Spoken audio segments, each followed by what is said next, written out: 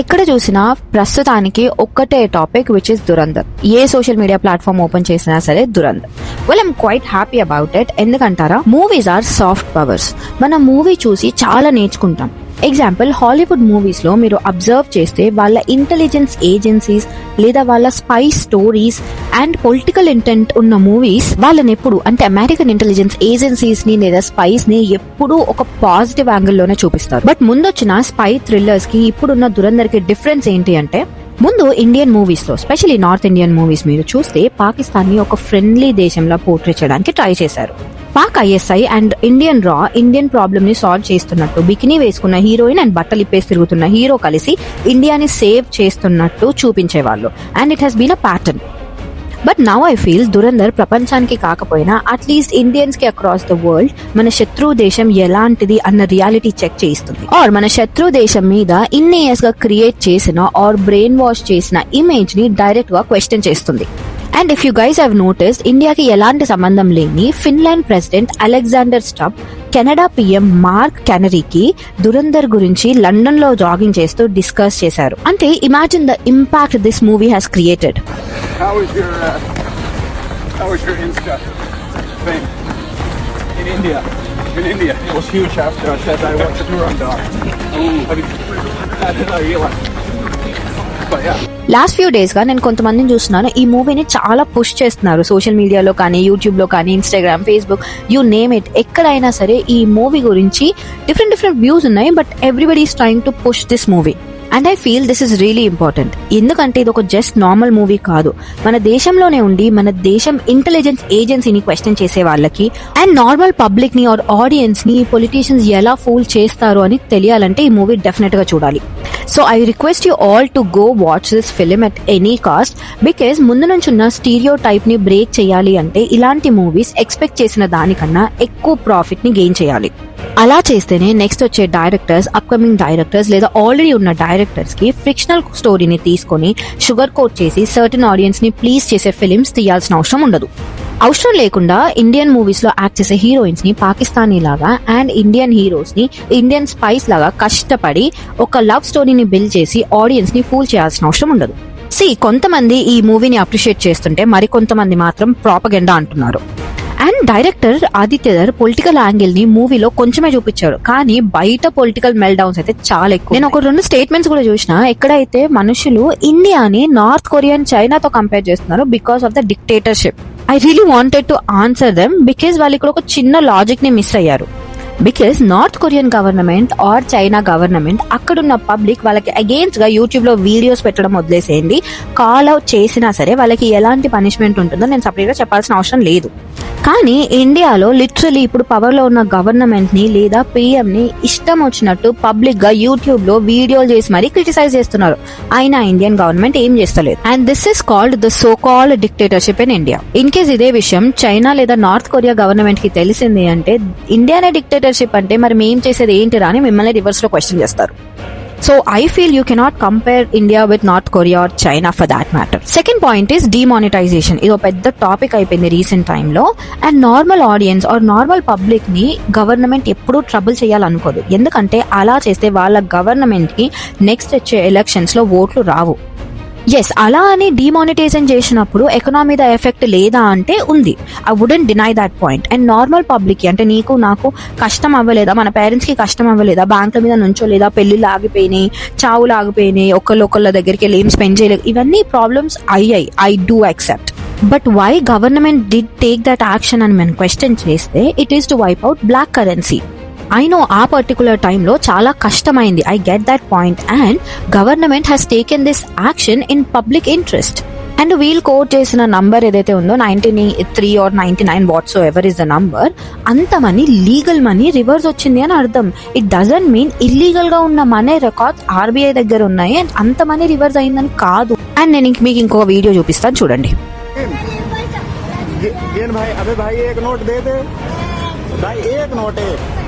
भाई एक नोट दे दो बस, ले तुम एक और दे दो, एक दिए थे हम, बस एक नोट और दे दो हमको, दे दो भाई एक नोट देना है, एक चाहिए यार.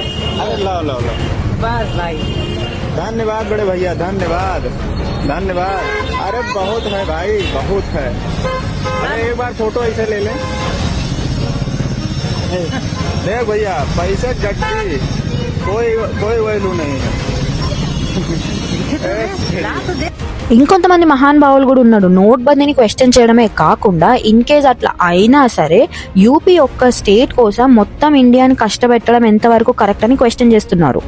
But imagine the consequences. ఒక గవర్నమెంట్ ఒక స్టేట్ లో ఎలక్ట్ అయిందంటే నెక్స్ట్ 5 years వాళ్ళే రూల్ చేస్తారు. ఇన్ కేస్ అది తప్పు గవర్నమెంట్ అయితే ఇండియాలోకి ఇంకా ఎంతమంది ఇన్ఫిల్ట్రేటర్స్ వస్తారు, ఎన్ని అటాక్స్ జరుగుతాయి, ఎన్ని ఇల్లీగల్ వెపన్స్ వస్తాయి, ఇంకెంత మనీ ఫ్లో అవుతుంది. యూపీ అనేది చాలా సెన్సిటివ్ సిటీ అండ్ కాన్సిక్వెన్సెస్ ఏ రాష్ట్రంలో అయినా సరే కాన్సిక్వెన్సెస్ బేర్ చేయాల్సింది అందరు ఇండియన్స్. సో నోట్ బందీ అయినా సరే ఇన్ కేస్ అది మంచి కాజ్ కోసం అయితే దాని రెప్రికషన్స్ కూడా భరించాల్సింది ఇండియన్సే. Simple as that. Real incident ని తీసుకొచ్చి ఫ్రిక్షనల్ మూవీలో దాన్ని కనెక్ట్ చేసి ప్రాపగండా స్ప్రెడ్ చేస్తున్నారు. అంటే ఇండియన్ హిస్టరీలో ఎప్పుడు రియల్ ఇన్సిడెంట్ ని తీసుకొచ్చి ఫ్రిక్షనల్ స్టోరీకి అసలు డాట్స్ కనెక్టే చేయలేదు. అలా చేసిన ప్రతి ఒక్క మూవీ ప్రాపగండా అని మీరు డైరెక్ట్ గా చెప్తున్నట్టే. అప్పుడెందుకు సార్ మీలాంటి వాళ్ళు బయటకు వచ్చి ఇది ప్రాపగండా మూవీ నమ్మకండి, రియల్ లైఫ్ ఇన్సిడెంట్ ని తీసుకొని ప్రాపగండా స్ప్రెడ్ చేస్తున్నారు అని పబ్లిక్ ని అవేర్ చేయలేదు? ఇక్కడ కన్సిడర్ చేయాల్సిన విషయం ఏంటంటే మూవీ ఒక శత్రు దేశం మీద బేస్ అయింది.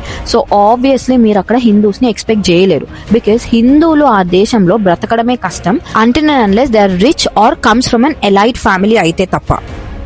And this movie is not about Indians and Pakistani Muslims or for that matter any Muslims. This movie is all about Indian agencies, how they work, spy network ఎలా build అవుతుంది, infiltrate ఎలా అవుతారు and terror organizations. So obviously అక్కడ villain expected to be from that community. Also I wanted to ask these people, మీరు oh my god PK లాంటి movies తీసినప్పుడు ఎక్కడికి వెళ్ళిపోతారు, ఎందుకు వీడియోలు తీయరు?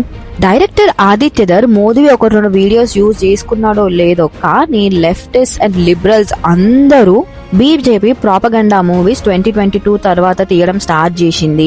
లైక్ ద కాశ్మీర్ ఫైల్స్ 2023లో, కేరళ స్టోరీస్ 2024లో, ఆర్టికల్ 370 నక్సల్స్, దాని తర్వాత శబర్మతి రిపోర్ట్, దాని తర్వాత 2026లో దురంధర్ 1-2. సరే ఇండియాలో అంటే మోదీయే చేస్తున్నాడు, పుష్ చేస్తుండు, ట్యాక్స్ ఎగ్జంప్షన్స్ ఇస్తుండు అన్ని అనుకుందాం. కానీ దురంధర్ 1 టైంలో మిడిల్ ఈస్ట్ నుంచి మనుషులు అంటే దుబాయ్ అక్కడి నుంచి మనుషులు ట్రావెల్ చేసి ఇండియాకి వచ్చి మూవీ చూసి మళ్ళీ వెళ్ళిపోయారు. People in Dubai flew down. Yeah. Why Pakistan? Pakistan mein highest hai usme, but people from Dubai flew down To India. for one day to see the movie and come back. That is the power of good content. Now they are planning all to go. They are planning all their business meetings around 19th of March. कि वो जाएं, meeting खत्म करके picture देख के वापस आएं. But why would they do that? Because it's not released in Dubai. Oh, it's okay. It's banned in the UAE. Banned in the UAE. Yeah. So for them, it's so easy for them to see it on IPTV. Okay, but and I'm sure tons of them did. Now western countries లో కూడా ఈ movie popular అవుతుంది. అక్కడైతే BJP లేదే, అక్కడైతే BJP push లేదే. ఇప్పుడు అనొచ్చు Indians are across the world కాబట్టి చూస్తున్నారు అని. ఆల్సో అక్కడున్న ఇండియన్స్ ఇండియాలో ఓట్ వేస్తారు అని గ్యారంటీ లేదు. ఎందుకంటే mostly US, UK, western countries లో సెటిల్ అయిన వాళ్ళు కూడా ఉన్నారు. వాళ్ళు కూడా మూవీ చూస్తున్నారు. అక్కడ ఆడియన్స్ ఎందుకు చూస్తున్నారు and BJP out of the country వెళ్ళి ఎందుకు ప్రాపగండాని స్ప్రెడ్ చేస్తుంది అనుకుంటున్నారు? ఇన్ కేస్ వీళ్ళు ప్రాపగండానే చెయ్యాలి అని అనుకుంటే ఎందుకు ఇంత లేట్ గా చేస్తున్నో అర్థం కావట్లేదు నాకు. ఎందుకంటే 2014లోనే బీజేపీ రూలింగ్ పార్టీ అయింది, కానీ 2022 వరకు ఎందుకు వెయిట్ చేసింది? ఓకే, మీలాంటి నాలాంటి నార్మల్ ఆడియన్స్ అంటే ఫూల్ అవుతున్నారు అనుకుందాం, ప్రాపగండాకి పడిపోతున్నారు అనుకుందాం. కానీ మూవీ ఇండస్ట్రీలో పనిచేస్తున్న hero, especially south stars like junior NTR, Allu Arjun, Vijay Deverakonda, Mahesh Babu, Ram Charan, SS Rajamouli garu, Ram Gopal Varma గారు, ఇంతమంది ఈ మూవీని ఎందుకు ప్రేస్ చేస్తున్నారు? Why are they following for this propaganda? Ruling లోకి వచ్చి 8 years తర్వాత ఆర్ 8 years వరకు ఎందుకు టైం వేస్ట్ చేసింది ఈ గవర్నమెంట్? అండ్ ఆ టైంలో వచ్చిన టైగర్ సిరీస్ కానీ పఠాన్ లాంటి మూవీస్ ని ఎందుకు బ్యాన్ చేయలేదు లేదా ఆపలేదు? బికాస్ ఈ మూవీస్ లో ఇండియన్ ఏజెంట్ ఐఎస్ఐ హీరోయిన్ అంటే పాకిస్తానీ ఏజెంట్ తో కలిసి ప్రాబ్లమ్ సాల్వ్ చేయడం, విచ్ మీన్స్ పాకిస్తాన్ ని ఒక ఫ్రెండ్లీ వేలో, ఒక సాఫ్ట్ కార్నర్ లో చూపించడాన్ని ఎందుకు ఈ గవర్నమెంట్ ఒప్పుకుంది?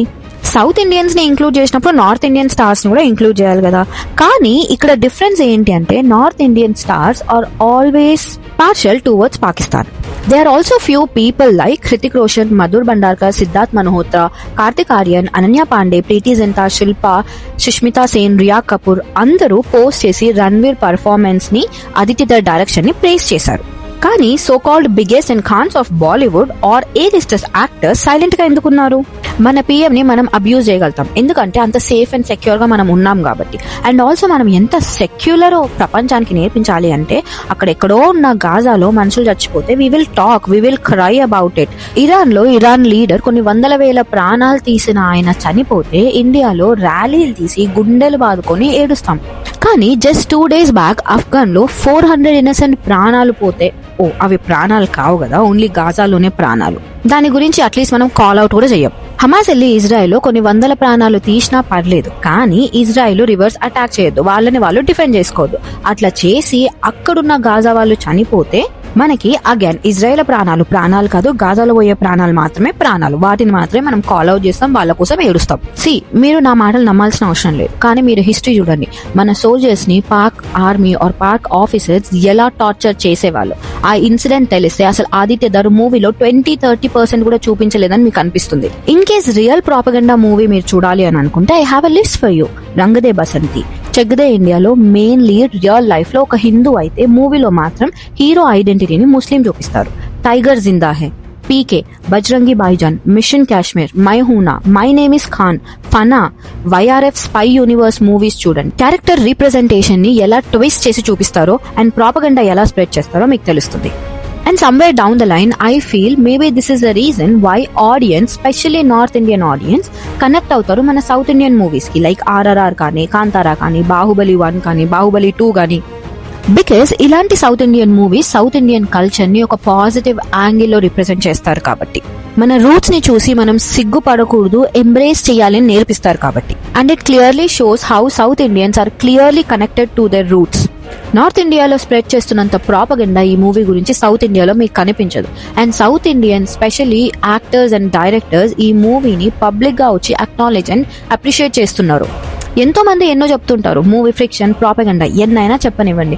చౌదరి అస్లాం ఎండ్ చూడండి, రెహమాన్ డకేత్ స్టోరీ చదవండి, ఆఫ్తిఫ్ అహ్మద్ ఇంటర్వ్యూస్ చూడండి, major Iqbal Indian army officer head తీసుకెళ్లాడా లేదా, ఆ హెడ్ తీసుకెళ్లాక అక్కడున్న పాక్ వాళ్ళు ఆ హెడ్ తో ఫుట్బాల్ ఆడారా లేదా అన్న రియల్ ఇన్సిడెంట్ మీద మీరు చదవండి. ఓన్లీ ఆర్మీ ఆఫీసర్స్ తోనే కాదు, ఇండియాలో ఎన్నో attacks like 26/11, parliament attack, Pulwama attack, wars in 1947, 1948, 1965, 1975, Kargil, Uri, వీళ్ళ పాసిబుల్ అయితే ఈ ఇన్సిడెంట్స్ కూడా ప్రాపగండాని స్ప్రెడ్ చేసి వైరల్ చేయగలుగుతారు. Because soldiers and unknown gun mans మన కోసం చేసేది త్యాగం ఆర్ సాక్రిఫైస్ మాత్రమే కాదు, అదొక యజ్ఞం. ప్రతి శ్వాసలో మరణం, ఎప్పుడు ఎలా ఎక్కడి నుంచి వస్తుందో తెలియని ఒక యుద్ధం. ఆ యుద్ధంలో జరిగేది నా లాంటి వాళ్ళ కోసమే. వీళ్ళు చేసే యుద్ధంలో గెలిచినా ఓడినా వాళ్ళకి వాళ్ళ ఫ్యామిలీ మెంబర్స్ కి క్రెడిట్ కూడా ఉండదు. In case spy or gun mans లా దేశం కోసం చనిపోయినా మనకి తెలీదు, అండ్ వాళ్ళ డెడ్ బాడీస్ తిరిగి ఈ దేశం నేల మీదకి కూడా రావు. That's all I would say. Anyways, what do you guys think about this movie? మీకు ప్రాపగండా లా అనిపించిందా? మీ ఒపీనియన్ ఏంటో నా కామెంట్ సెక్షన్ లో కామెంట్ చేయండి. But I would say bravo Dhurandhar team, Aditya Dhar, kudos to you. And మీరు అన్ని రికార్డ్స్ బ్రేక్ చేయాలా, అండ్ ఇలాంటి మూవీస్ గోయింగ్ ఫార్వర్డ్ ఇంకా చాలా చాలా చాలా రావాలి మిమ్మల్ని ఇన్స్పిరేషన్ గా తీసుకొని అని నేను అనుకుంటున్నాను. Thank you so much for watching the video. Hope you guys like it. If you do, please do like, share and consider subscribing. Next వీడియోలో మళ్ళీ కలుద్దాం. అప్పటి వరకు జై హింద్.